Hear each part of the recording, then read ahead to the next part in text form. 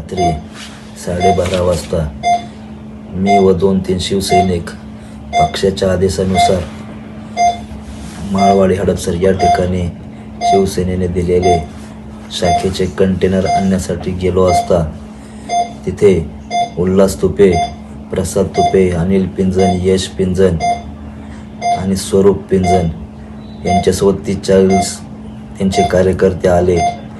उल्हास तुपे यांनी अक्षरशः आमच्या अंगावर गाडी घालण्याचा प्रयत्न केला, परंतु आम्ही त्याच्यातून कसेबसे साईडला झालो आणि उल्हास तुपे यांनी काही न विचार करता मला पहिला दगडाचा फटका मारला, तो मी हुकवला आणि त्यानंतर त्यांनी कोयत्या सदृश लोखंडी वस्तू माझ्या डोक्यात घातली.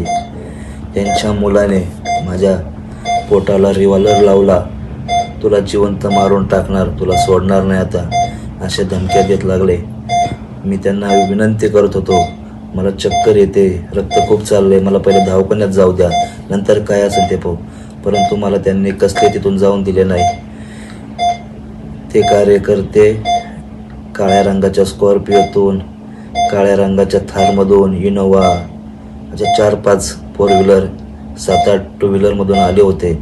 माझी पोलीस प्रशासनाला एक रिक्वेस्ट आहे, उल्हास तुपे यांच्यावर आणि त्यांच्या मुलावर, अनिल पिंजन यावर आणि अनिल पिंजनच्या 2 मुलांवरती 307चा गुन्हा दाखल झालाच पाहिजे, हे तुम्हाला माझी कळकळीची विनंती आहे आणि हडपसरला या गाव गुंडांच्या भयमुक्ततेतून मुक्त करावं.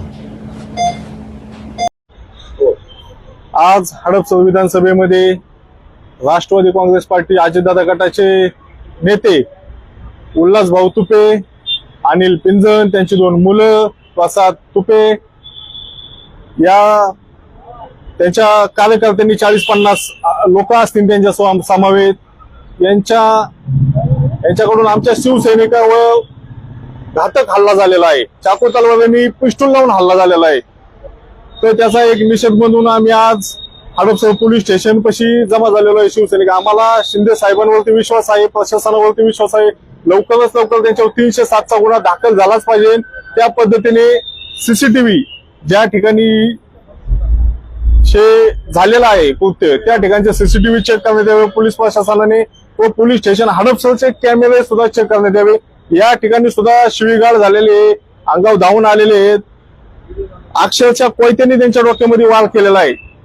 डॉक्टरांचे रिपोर्ट आहे सगळे, त्यांच्यावरती कठोर कारवाई झालेली आहे. तसेच आमचे शिवसेना पक्षाचे कंटेनर एकनाथजी शिंदे साहेबांच्या माध्यमातून, शिवसेनेच्या माध्यमातून आम्हाला हडपसर विधानसभेमध्ये सर्व कंटेनर आम्हाला दिले होते ऑफिसच्या रूपामध्ये.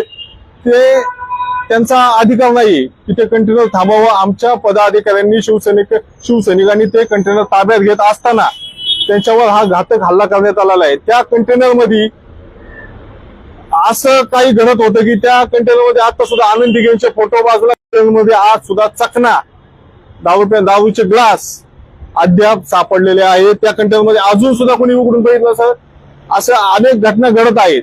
तर आम्ही तो अपमान शिवसैनिक सहन करणार नाही. त्यांच्यावरती कठोर कारवाई झाली पाहिजे. 307चा कलम दाखल करून प्रशासनाने शिवसेनेला न्याय द्यायला पाहिजे आणि त्याच्या कोणत्याही खोट्या बळीला पोलीस प्रशासनाने बळी पडायला नाही पाहिजे. कारण की तो म्हणून हे केलं ते केलं, दगडफेक केलं, काही नाही, फुटेज चेक करा, आमच्या विश्वास ठेवू नका.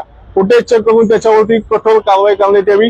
त्यांच्या समवेत त्यांचे 40-50 कार्यकर्ते असतील, तिथं बरेच त्यांनी जमा केलेले होते, ते सुद्धा सगळे होते. त्यांच्या गाड्या होत्या, स्कॉर्पिओ गाडी होती, इनोवा गाडी होती, क्रेटा गाडी होती. ह्या सगळ्यांनी येऊन घातक हल्ला केलेला आहे. ह्या सगळ्याच पाहता पोलीस प्रशासनाने त्यांच्यावरती कठोर कारवाई करण्यात यावी. शिवसेनेवरती आम्हाला एकनाथ शिंदे साहेबांवरती विश्वास आहे की ह्या माणसावरती सूडबुद्धीचा माणूस